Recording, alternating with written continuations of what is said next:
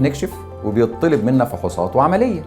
مركزنا بيتميز بتقديم خدمة طبية متميزة ومتكاملة، يعني المريض بيكشف ويعمل فحوصات وكمان العملية في زيارة واحدة. كمان مركزنا رائد في علاج الشخير ومشاكله، وتشخيص الشخير وعلاجه بيحتاج فحوصات دقيقة.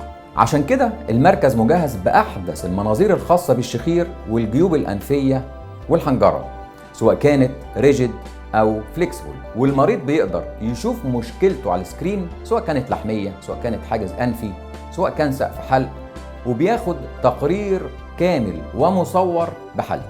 بالإضافة لكده مركزنا بيقدم فحوصات سمع كاملة للأطفال والكبار، ولدقة النتائج الفحص بيتعمل داخل حجرة سمع معزولة، وكمان فحوصات ضغط الودن الخاصة بالأطفال بتتم بالكمبيوتر، وكمان النتائج بياخدها في نفس اللحظة اللي بيعمل بيها الفحوصات.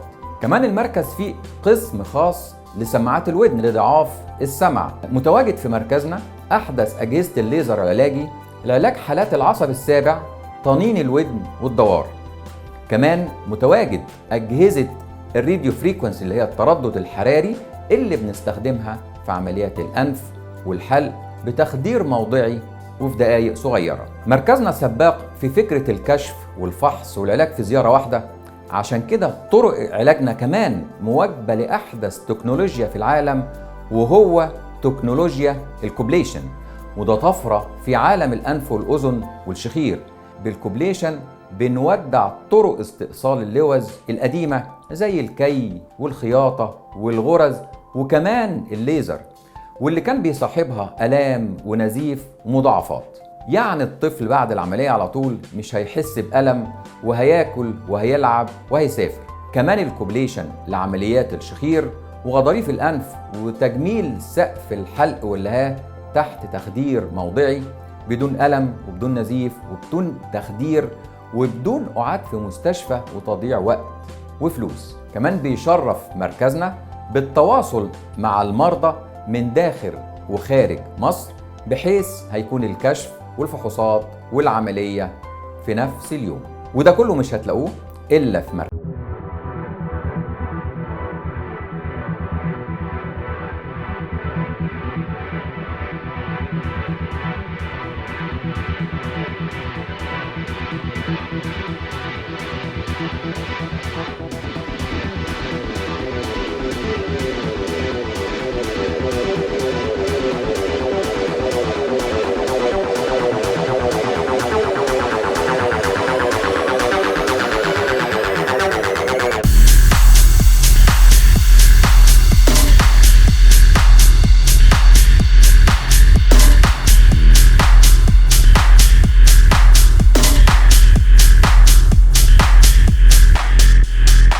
نتكلم عن الشخير ومشاكله، نتكلم عن الشخير وازاي بيعمل مشاكل في السن الكبير والسن الصغير، ويعمل مشاكل مع الأسر، ويعمل مشاكل في الضغط، ويعمل مشاكل في السكر، ويعمل مشاكل همدان وتعب وكسل طول النهار.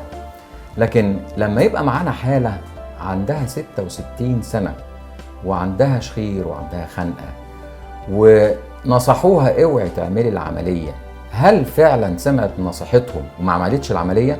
طبعا معانا الحاجة بوسينة 66 سنة، أنا مش هتكلم بقى، هي تقول. ازيك يا حاجة بوسينة؟ الله يخليك يا دكتور. كم سنة؟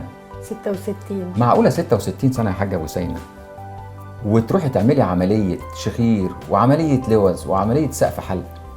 عملتيها؟ عملتها الحمد لله. طب ما تحكي لنا كده قبل ما تيجي وتعملي العملية في المركز عندنا، كنت بتشتكي من ايه؟ أنا كنت بشتكي من الضغط عالي على طول والصداع، وكان القلب تعبان. كل ما اروح لدكتور يقول لي العضله متضخمه جدا. مناخيري الصبح كنت يعني اتوضى ولا حاجه ينزل دم. اقوم من النوم زوري ده مليان بلغم بطريقه مش معقوله، مش قادره اخد نفسي. ما كنتش بقدر انام، بيجيني خنقه. اقوم قايمه من عز النوم، اقعد طبعا مش عارفه انا فيا ايه. فروحت لكذا دكتور، طبعا ما عرفوش عندي ايه. بعدين عرفت دكتور هشام، رحت له فكشف عليا وقال لي لازم تعملي عمليه ضروري. فقلت له ده انا يعتبر كده ست كبيره، عندي 66 سنه، يعني مش فيها خطوره. قال لي لا ان شاء الله ما فيش خطوره ولا اي حاجه. فقلت له ماشي. طبعا رحت البيت قلت لهم ان انا هعمل عمليه ومش عارفه ايه. قالوا لي لا انت سنك كبير، انت كده بتضحي بنفسك. وقرايبي واهلي واخواتي قالوا لي لا مش هتعمليها. قلت لهم لا هعملها، اعيش يوم مبسوطه ومرتاحه ولا اني اعيش الايام اللي انا عايشاها مريضه. يعني انت اللي اصريتي ان انت تعملي العمليه يا حاجه بوسينه؟ ايوه. محدش كان حاسس بيك الا انت؟ طبعا الانسان هو اللي بيحس بالمرض، هو اللي بيحس بنفسه. كفايه ان انا دلوقتي حتى لما قالوا لك ان انت الجيران قالوا لك فيها خطوره عليكي وازاي تشيلي لوز وانت عندك 66 سنه.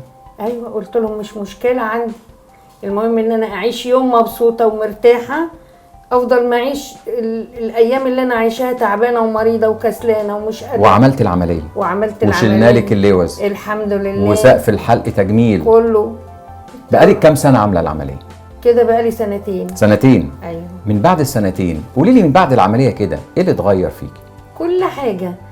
بقوم الصبح اعمل بيتي وانضف واعمل كل حاجه. ليه وانت كنت قبل كده ما بتعمليش؟ لا ما كنتش بعمل، لما تعبت ما كنتش بعمل، كسلانه وعايزه خمدانه ومش عايزه اقوم من مكاني وتعبانه نفسيا ومش عارفه فيا ايه. لكن دلوقتي الحمد لله. وبعدين بعد ما يعني يوم ما عملت العمليه طلعت في نفس اليوم روحت بيتي على طول. على طول، ما قعدتيش بقى 4-5 ايام لا بقى لا لا لا في يا دوبك فقت من البنج وخدوني ولادي واهلي وروحت بيتي الحمد لله. وكلت يومها ايس كريم كمان ايوه. وكلت يومها. تعبتك العمليه؟ هي لا ما تعبتنيش حقيقي. كان في نزيف، كان في دم، كان في وجع، كان في الم، كان في لا دم بسيط جدا زي اي عمليه، بس مش زي اي عمليه برضو. يعني ما فيش دم، ما فيش حاجه، وبعدين ما فيش خياطه، ما فيش اي حاجه خالص. يعني انا اعرف ان اللوز دي بعدها بيطلع، يعني بنتي عملتها بقت تطلع خير، بيطلعوا لها بقى يطلع الغرز ده، ولا غرز ولا اي حاجه. ابتديتي تمارسي حياتك بعد العمليه بقد ايه؟ انا يومها قمت بالليل صليت ركعتين شكر لله وصليت الفجر في نفس اليوم. والله تستاهلي كل خير يا حاجه بوسينه. ربنا يبارك لك يا والله. انت اللي تستاهل كل خير. ربنا يكرمك وايديك تتلف في حرير والله يصلح حالك. ربنا يكرمك. يعني ما ندمتيش ان انت عملت العمليه بعد سنتين؟ لا حد بيندم على الصحه؟ الحمد لله يا دكتور. كلمه حلوه قوي دي كلمه حلوه قوي. حد يندم على الصحه والعافيه؟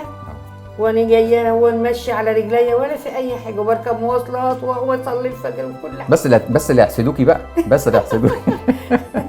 تنصحي بايه اي واحده؟ انصح اي واحده تكون تعبانه باي حاجه تروح للتخصص بتاعها. وفي موضوع الشخير وموضوع الخنقه والسن واللوز لا ملهاش اي مقياس.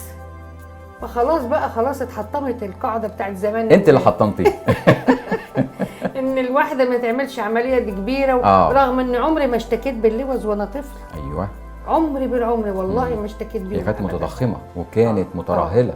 هي اللي حضرتك لما شفتها كانت طالعه سودة ومهريه. الحمد لله الحمد لله. انت نورتينا يا حاجه بوسينه. ورحت عملت عمره كمان يا دكتور. كمان بعدها؟ ايوه انا لسه جايه من عمره في رجب. الحمد لله على سلامتك. الحمد لله على سلامتك. ودعيت لك هناك والله. ربنا شاهد عليا. ربنا يكرمك. انت منورانا يا حاجه بوسينه والله. وربنا يزيدك. ربنا يسلم ايديك ويكمل عليك الصحه والعافيه. يا رب يخليك يا دكتور. والله ما نحرمش من ذوقك. طب تنصحي ايه يا حاجه بوسينه لو واحده او واحد كبير في السن وعايز يعمل عمليه شخير، عمليه لوز، اي عمليه تتعمل؟ يروح يعملها، يكون في قلبه ايمان بالله مش بالسن. والعمر ده بتاع ربنا، هو اللي بيحدده، مش احنا اللي بنحدده. العمر بتاع ربنا. يروح يعمل العمليه ويتكل على الله وربنا هيوقف له ويبقى زيك ويبقى زيي واحسن مني. ربنا يكرمك. تنورتينا يا حاجه بوسينه. ربنا يبارك لك يا وربنا يتم الشفاء عليكي ويكملك بالصحه والعافيه. ربنا يبارك.